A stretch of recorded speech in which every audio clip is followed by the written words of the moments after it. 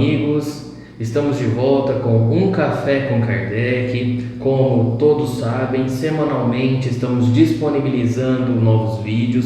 Para quem ainda não é inscrito no nosso canal, nós convidamos para que se inscreva, comentem os nossos vídeos, compartilhem, e toda semana nós trazemos um tema para que a gente possa então levar um pouco do conhecimento do Espiritismo para todos.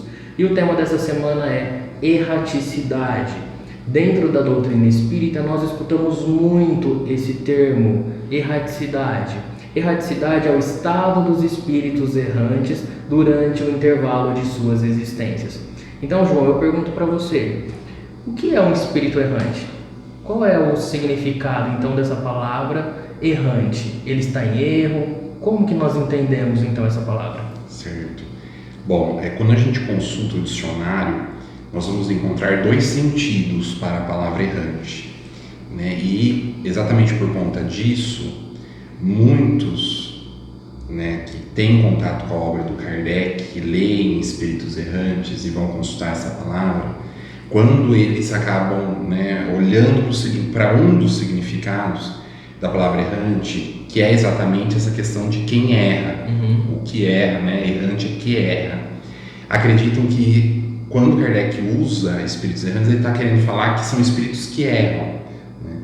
Claro, nós sabemos que os espíritos ao longo do seu progresso cometem muitos erros, sim, mas não é por conta disso. Agora, quando nós olhamos o segundo significado, começa a ficar um pouco mais claro qual é o sentido que ele quer dar à palavra errante. Tá? Que no segundo significado, se nós formos olhar no dicionário, nós vamos encontrar que não tem residência fixa. Então, quando Kardec ele vai utilizar a palavra espíritos errantes, né, o termo, melhor assim, né, a junção dessas duas palavras, o termo espíritos errante, ele está querendo dizer que são espíritos que não estão ligados a um corpo, sim, no mundo corporal. Então nós sabemos que o espírito ele passa a viver no mundo corporal através da encarnação.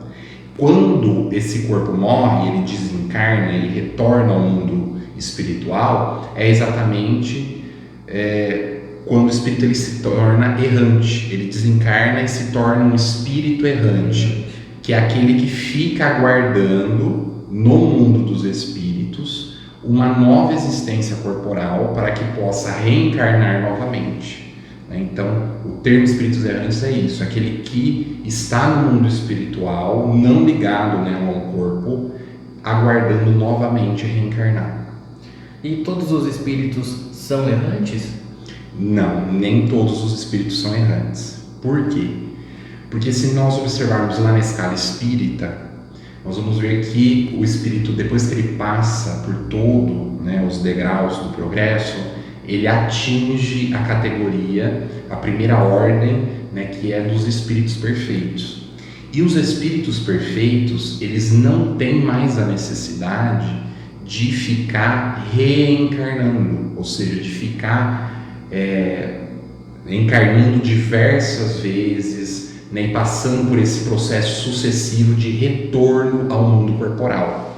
Como nós já falamos no vídeo anterior sobre reencarnação, esses espíritos perfeitos, eles podem sim encarnar para desenvolver uma missão, mas aquela necessidade primária de retornar várias vezes ao mundo corporal, né, a um corpo, eles não têm mais. Então, espíritos perfeitos nós não podemos considerar como os espíritos errantes.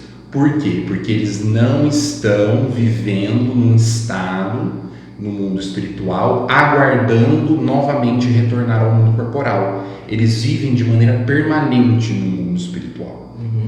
Então, João, dentro dessa ótica, trabalhando o conceito do tempo, o tempo é uma questão nossa, que estamos aqui encarnados. O tempo na erraticidade então, é uma questão variável. Uns podem ficar lá questão de meses até milhares de séculos. Não há um tempo para passar o período da erraticidade. Como tempo para nós, sim, é necessário, nós temos o tempo, necessitamos do tempo, uma questão cronológica. Já para o espírito na erraticidade, então não tem esse tempo. Exatamente, a gente sabe que o tempo ele é relativo. Sim. Né? Então, nós temos aqui uma estipulação de tempo pelos nossos critérios. Sim. A gente não pode atribuir isso a quem está desencarnado, quem está vivendo no mundo dos espíritos. Então, quando Kardec se refere a isso, ele está se referindo à noção que nós fazemos de tempo aqui. Tá? Não existe isso, não existe um tempo, né, na nossa maneira de encarar, determinado para que os espíritos permaneçam nesse estado de erraticidade, permaneçam aguardando novamente retornar. Isso é muito variável, varia de espírito para espírito, da condição que ele está, da escala que ele se encontra, o grau da escala espírita que ele se encontra, e também do seu livre-arbítrio.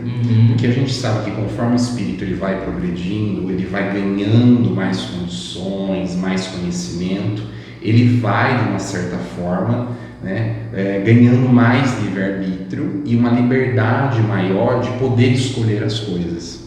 E a doutrina espírita nos traz que esses espíritos, pelo seu livre-arbítrio, eles podem estender esse período, esse prazo, como espíritos errantes, permanecendo na erraticidade.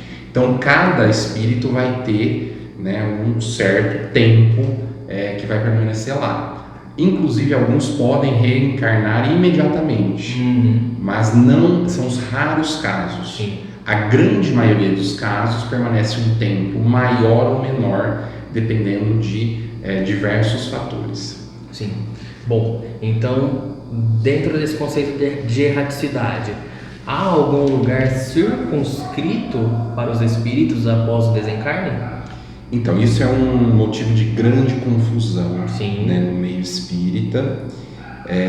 Quando nós vamos estudar as obras de Allan Kardec, né, algumas coisas começam a ficar mais claras. Especialmente quando lá no Livro dos Espíritos, que traz os fundamentos dos princípios, né, espíritas, nós vamos encontrar lá no item 1011 do Livro dos Espíritos o esclarecimento sobre essa questão. E Kardec deixa muito claro para nós na explicação que ele dá lá nesse item, através do conhecimento dos ensinos dos espíritos, né? E aí lembrando que Kardec ele usa o controle universal do ensino dos espíritos. Isso. Então ele não pega a opinião de um espírito só, né? Ele submete aquilo ao controle universal para poder ter aquele conhecimento de maneira sólida, né? Ele nos esclarece que não existe essa noção até ancestral que nós fazemos de que o espírito, após desencarnar, ele vai ser direcionado para algum lugar. Tá? Isso não existe. Tá? Cada espírito ele traz em si mesmo os princípios da sua felicidade ou infelicidade. É isso que está lá no Livro dos Espíritos. Então, pouco importa o lugar que ele está. Ele não precisa estar num lugar para viver um estado de felicidade ou infelicidade, que é aquela noção que a gente tem de céu e inferno. Então, se está no inferno é porque está sofrendo, se está no céu é porque está sendo feliz. E não, né? O que os Espíritos nos esclarecem é que o mundo, tá? Que o Espírito se encontra é limitado para a sua mobilidade, digamos assim. Então ele não pode sair do mundo como a Terra, por exemplo, adequado para o seu grau de aperfeiçoamento e querer se instalar ou querer partir para um mundo de maior grau de depuração. Ele pode passar transitoriamente, mas não permanecer lá. Então ele acaba estando restrito àqueles mundos, aqueles planetas adequados ao grau do seu progresso. Mas aquela ideia de que existe algo no mundo espiritual fechado, circunscrito, que limita aonde o espírito pode habitar, isso não é um princípio da doutrina, não, muito pelo contrário. Não se encontra nas obras fundamentais de Allan Kardec nenhum registro sobre isso, né? Nenhum espaço limitado, fechado, destinado aos espíritos. Nem na questão colônias ou cidades espirituais e nem na questão umbral. né? Então nós precisamos de uma maneira muito profunda analisar esses pontos e entender. Kardec diz para nós no Livro dos Espíritos sobre os mundos transitórios, como você citou, que serve de passagem para os espíritos errantes. Mas mesmo assim não é um lugar fechado, exclusivo para abrigar os espíritos. Não há necessidade disso, até mesmo porque o espírito é um ser livre, não é? Com certeza, né? E aí quando a gente fala em mundos transitórios, por exemplo, há alguns que fazem essa confusão de que mundo transitório seria as descrições que determinados espíritos fazem de moradas espirituais, cidades espirituais ou colônias espirituais. E o Livro dos Espíritos é muito claro quando fala para nós que mundos transitórios são planetas, tá? São astros, são corpos celestes, né? Que não estão passando ainda por um processo de existências corporais. Então são mundos estéreis, digamos assim. A superfície dos mundos são estéreis. Elas não têm vida corporal. E elas se destinam exatamente apenas para o descanso ou para que o espírito, por longos períodos de erraticidade, possa estar vivendo nesse mundo, recuperando novamente as suas forças para novamente reencarnar. É muito engraçado, né, João? Porque nós aqui na matéria, nós estamos correlacionando tudo, né, ao nosso meio. Então a nossa casa, as nossas atividades, a nossa família. E quando nós passamos pelo processo do desencarne, é um desejo nosso que isso continue.